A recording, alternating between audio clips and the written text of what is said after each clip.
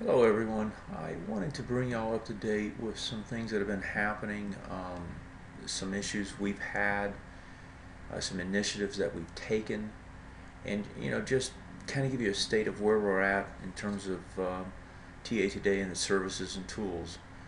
So let me start with the initiatives we've taken, and then we'll move to some of the issues we've had and what we're doing about those. So one of the things is, folks that have day jobs, and there's a lot of them. As you're learning to trade or as you're wanting to trade, I used to do this myself where, I did my homework at night, set my orders, and went off to work, and then I really didn't have time to look at them much until the end of the day. To facilitate that, we created this trade with LA that allows us, to create both the morning comments that I give you beforehand, but a portfolio that you can follow and that streamlines your participation in the markets. You can get it in the morning and the afternoon. Usually this is posted before 8 o'clock p.m. Almost always.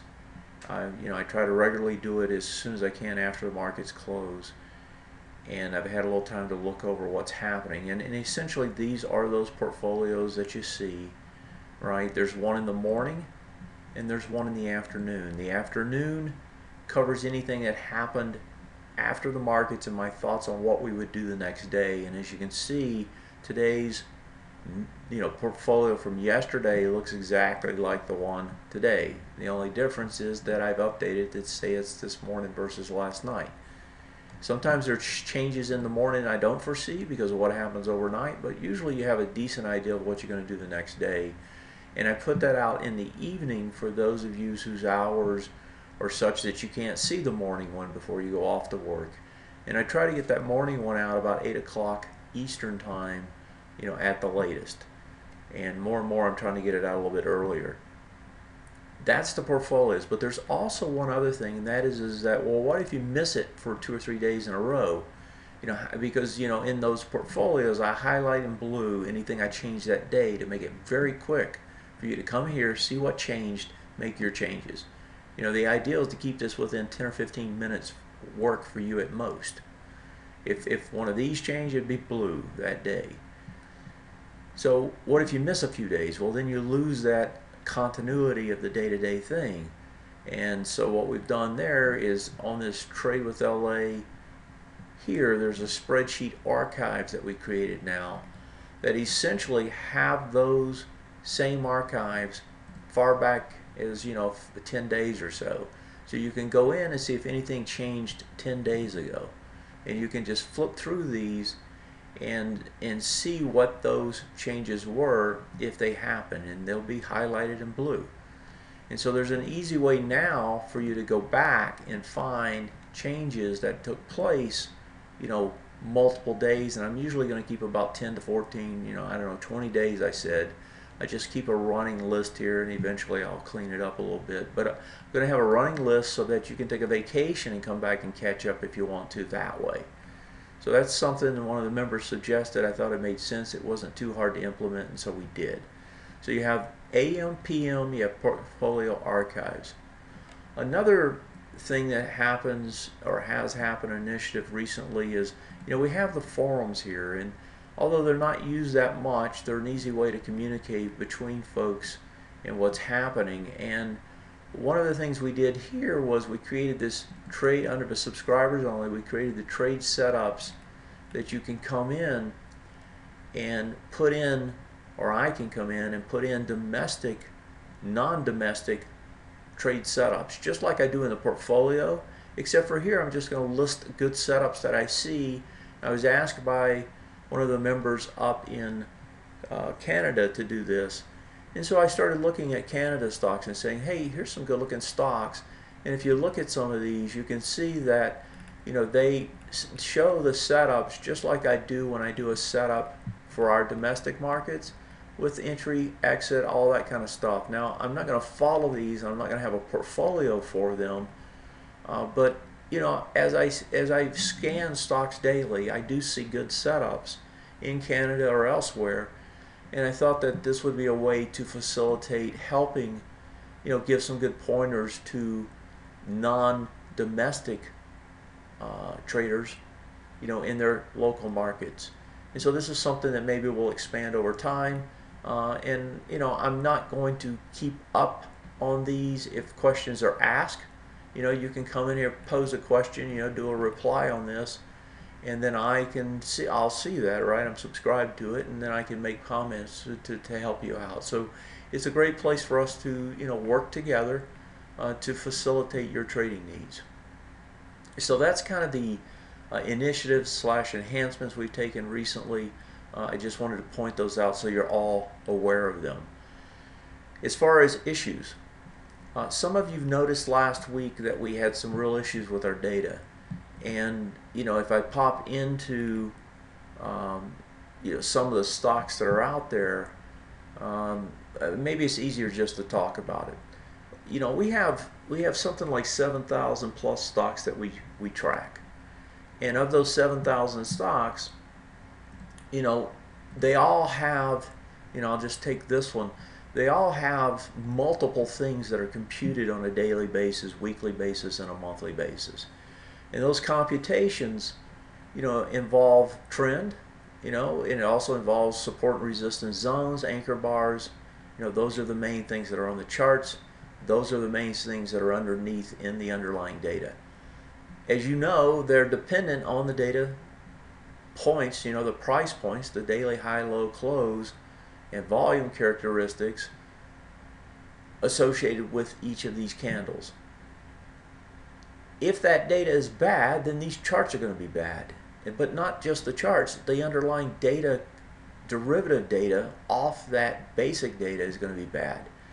Last week, we got errant quotes, both, I think it was Wednesday and Thursday, that affected some 700 plus stocks. And that bad data was so bad that it caused trend transitions almost on all of those. In other words, the data was either very high or very low and unrealistic. As a result, we didn't catch that or didn't see that until Saturday. And so I was looking at it over the weekend and started fixing things on Sunday. And then I unfortunately messed up the data even worse in production. And the charts were messed up on Sunday until we got them restored, because I had an errant update query for some of the fixes I was trying to do. So Monday morning, we got very serious about trying to audit this data and figure out just how extensive the problems were, because it was worse than I thought on Sunday. And we did correct, or began to first identify those issues, which ones were affected, and start the correction process for them. Unfortunately, given that it messed up all the underlying derivative data, the only way to easily and comprehensively fix it is to recompute all the data for all those stocks from the beginning, the inception of their data feeds, so that the monthly, the weekly, and the dailies would be fixed. That takes a long time, and it's still going on right now, and it probably will be going on the rest of this week. And so we'll be bringing all those up to date. As part of that project, I started putting some queries in place to identify any errant quotes that are coming in, so that if this continues, at least we can identify and keep trying to fix the data when we get bad quotes. Hopefully that won't happen, and it hasn't happened so far this week, but if it does happen, at least we can catch it now and try to fix it as we go instead of being surprised by it. That leads me to another thing. About 1.5 years ago, many of you who've been around that long remember we were going to move to another data vendor, and the reason for that is we wanted to move to a data vendor that would allow us to have a more comprehensive set of quotes for all markets, not only domestically, which we have a good comprehensive set already domestically, but not so internationally. For example, in Toronto, we don't have as great a set of quotes as I'd like. Same thing in Australia, where we have a lot of members. Same thing in India, in Europe. There's a lot of folks that would like to have local quotes, and though we have the ability to do that, we don't do it comprehensively now at all. And so we looked at doing that from another vendor. We went through a lot of work, almost 7-8 months of work to prepare and cut over. We found out that there was issues with how they handled splits. It created a lot of problems for us. We tried to work around it. We eventually decided that that vendor just wasn't going to work for us, and we scrapped the project. And that was after a lot of effort.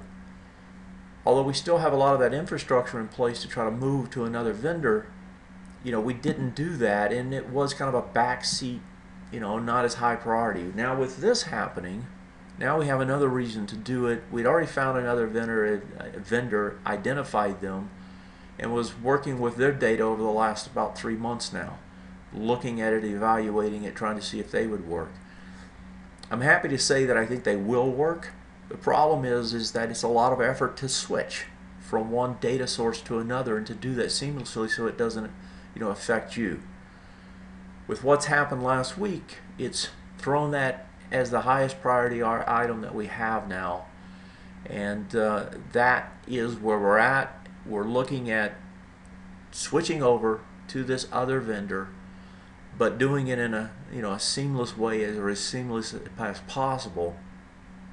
And although it's not going to take a few days, it's going to take weeks and months, to probably get there.